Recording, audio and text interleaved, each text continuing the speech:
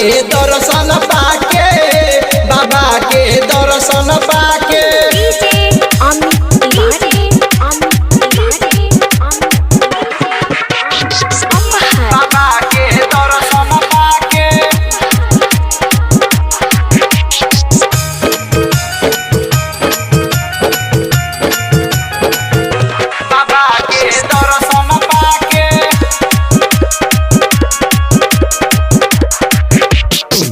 सेवन सपाती केला कुछ नहीं खाएनी, 24 घंटा बाबा भंगिया चबाएनी।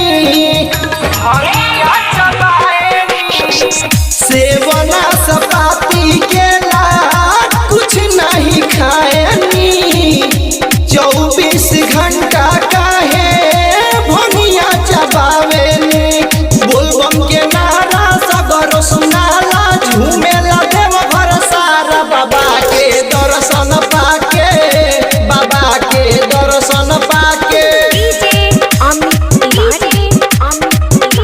बाबा के दर्शन पाके।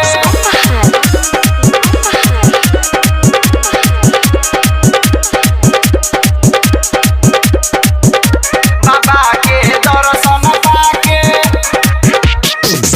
सावन मेरी मझी बरसेला फुहार हो, सबे कमरिया करे बाबा से गुहार हो, बाबा से गुहार हो।